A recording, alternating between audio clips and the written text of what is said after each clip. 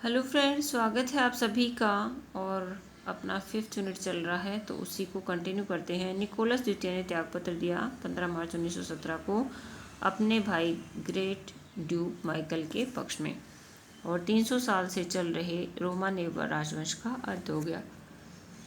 रूस की अस्थायी सरकार में बने नेता अलेक्जेंडर केरेंस्की न्याय मंत्री था समाजवादी दल से, गुशकाव था युद्ध मंत्री अक्टूबरिस्ट दल से, प्रोफेसर मिलुकाव थे विदेश मंत्री कॉन्स्टिट्यूशनल डेमोक्रेटिक दल से, टेरेनवेको थे अर्थ मंत्री। विश्व की प्रथम साम्यवादी सरकार स्थापित करने का श्रेय किसे जाता है? लेनिन को। लेनिन का जन्म कहाँ था? वोल्गा नदी के समीप सिम्बीबर्स्क नगर में 22 अप्रैल 1870 को।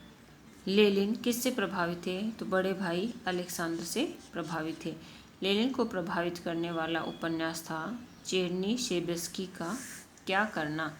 लेनिन ने दास कैपिटल को बढ़ा 1885 से 86 के बीच। अलेक्जेंडर तृतीय की हत्या हुई 8 मई 1887 को। इस कारण लेनिन के भाई को फांसी दे दी गई और लेनिन जारशाही के विरोध में हो गया। इस कारण दूसरी पार्टी कांग्रेस कहाँ शुरू हुई थी? तो लंदन में 17 जुलाई 1903 को। पहली पार्टी सोशल डेमोक्रेटिक पार्टी बनी 1898 में लेनिन के निर्वासन काल में। बहुमत को रूसी भाषा में क्या कहते हैं? तो जो बहुत सारी चीज़ें होती हैं उनको बोलते हैं वोल्शिन्स्टो, और इसी से वोल्शेविक शब्द बना है, मतलब जहाँ ज़्यादा लोगों का ग्रुप था। अल्पमत को रूसी भाषा में कहते हैं मोन्सिस्तु, यानी कम, और उससे क्या बना था? मोन्शेविक दल बना था। 25 अक्टूबर को बोल्शेविक क्रांति सफल होने पर ही वह फिनलैंड से लौटकर रूस पहुंचा था। कौन? लेनिन। ऑस्ट्रिया ने लेनिन को रूसी जासूस मानकर 8 अगस्त 1914 को बंदी बनाया तथा 19 अगस्त 1914 को उसे छोड़ दिया। लेनिन सरकार ने जर्मनी के साथ संधि की। ये देखो, बहुत इंपॉर्टेंट संधियां हैं ये। मार्च 1918 में ब्रेस्ट लिटोवस्क संधि है या लिवोस्क संधि है। बोल्शेविक पार्टी का नाम बदलकर रखा गया कम्युनिस्ट पार्टी। अखिल रूसी सोवियत सम्मेलन हुआ था 7 नवंबर 1917 को, और इसमें प्रतिनिधि कितने थे? 649 और 390 जो है वो बोल्शेविक थे। नई सरकार कब बनी थी? 8 नवंबर 1917 को। विदेश मंत्री कौन थे? ट्राटस्की। स्टालिन जो है वो राष्ट्रीय जातियों का मंत्री था, और राइकोव गृह मंत्री थे। बोल्शेविक ने शक्तिशाली सेना बनाई, लाल सेना, और प्रतिक्रांतिकारियों की थी श्वेत सेना। तो वोल की सेना कैसी थी? लाल, और प्रति यानी मोन्शेविक की सेना कैसी थी? श्वेत। बोल्शेविकों ने जार और जरीना की हत्या की जुलाई 1918 को इकेटेरिनबर्ग में। बोल्शेविकों ने प्रतिक्रांतिकारियों के दमन के लिए गुप्त क्रांतिकारी न्यायालय बनाया था, चेक स्थापित किया था बोल्शेविकों को खत्म करने के। केरेंस्की सरकार का पतन कब हुआ था? नवंबर 1917 को, 6-7। तृतीय इंटरनेशनल की स्थापना, इट्स वेरी इंपॉर्टेंट, मार्च 1919 में। रूस में औद्योगिकरण कब प्रारंभ हुआ था? अलेक्जेंडर तृतीय के समय में। लेनिन की मृत्यु कब हुई थी? 1924 में। उसके पद शीर्षस्थ पद के दावेदार थे।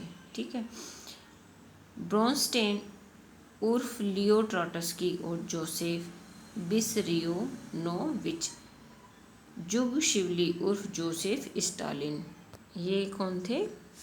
स्टालिन जो है वो लेनिन के उत्तराधिकारी थे। अब हमारा 6th यूनिट जो है इसमें शुरू हो जाती है 1919 से 1945 के मध्य का विश्व युद्ध। राष्ट्रसंघ की स्थापना किसके प्रयासों से हुई थी? तो ये बहुत ही इम्पोर्टेंट है, अमेरिकी राष्ट्रपति वुड्रो विल्सन के प्रयासों से। वुड्रो विल्सन ने अपना 14 सूत्रीय कार्यक्रम कब प्रकाशित किया? तो 14 सूत्रीय कार्यक्रम है, उसमें 4 जोड़ देंगे तो 1918 में उसे प्रकाशित किया। और कब? 8 जनवरी को। इसके अंतिम सूत्र में राष्ट्रसंघ की स्थापना पर विशेष बल दिया है। तो वुड्रो विल्सन का 14 सूत्रीय कार्यक्रम है, कब पारित हुआ? 1918 में। 14 में 4 प्लस कर देंगे 18 हो जाएंगी। राष्ट्रसंघ के प्रस्ताव को स्वीकार किया गया 28 अप्रैल 1919 को पेरिस के शांति सम्मेलन में।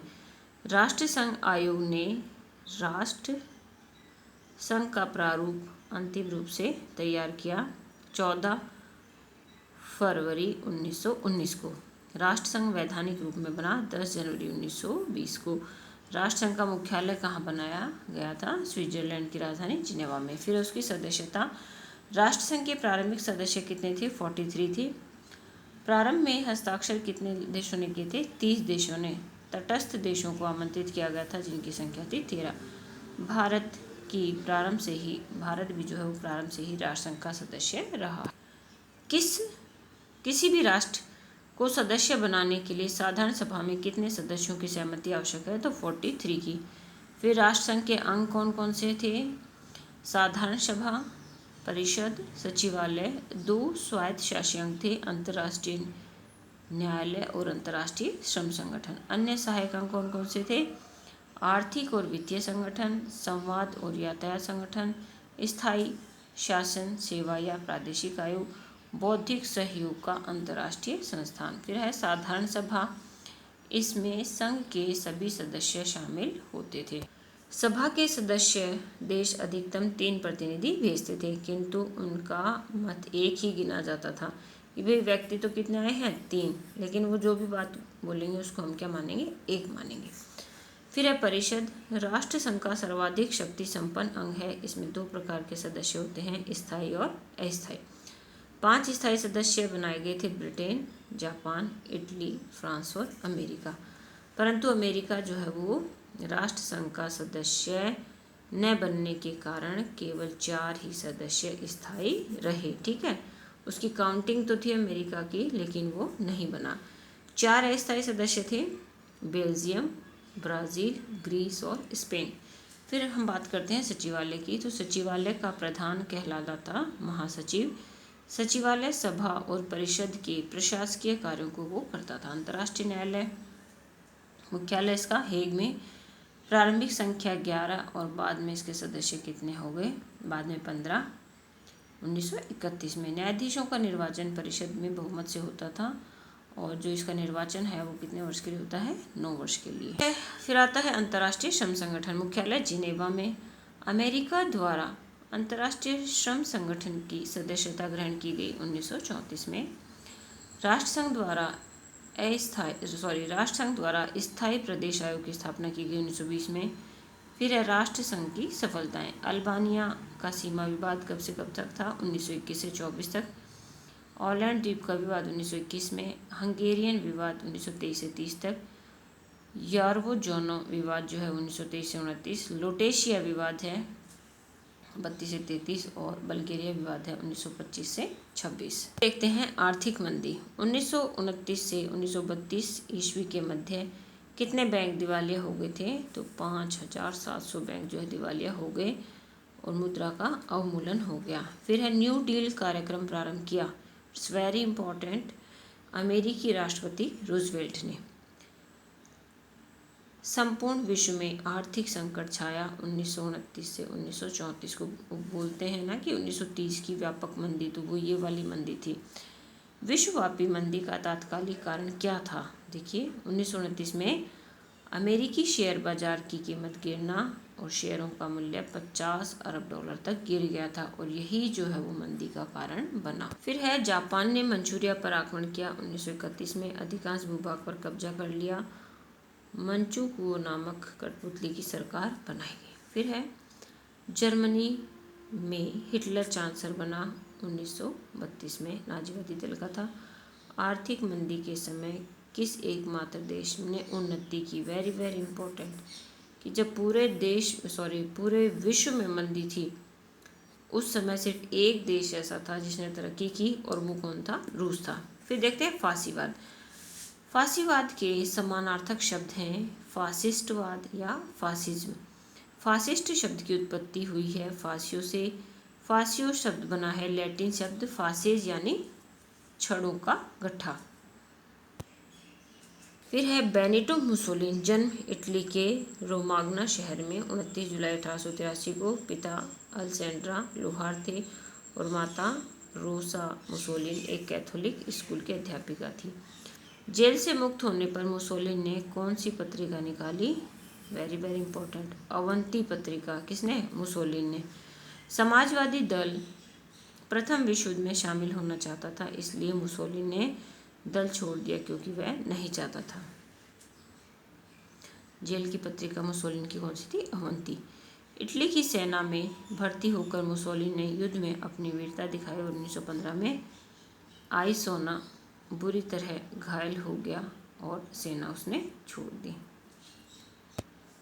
इटली की सेना में हो गए। इटली वासियों को निराशा से निकलने के लिए मुसोलिनी ने किस संगठन का निर्माण किया? फासिस्ट कंबाटिमेंटो का। मुसोलिनी ने अपने संगठन का प्रतीक बनाया रोम साम्राज्य का प्रतीक चिन्ह कुल्हाड़ी सहित लकड़ियों का गट्ठर। तो आज की वीडियो में फ्रेंड्स इतना ही। आप लोगों से थोड़ी सी गुजारिश है कि वीडियो को लाइक करें, शेयर करें, और अगर आपने चैनल सब्सक्राइब नहीं किया है तो वो भी करें। आप सभी का धन्यवाद।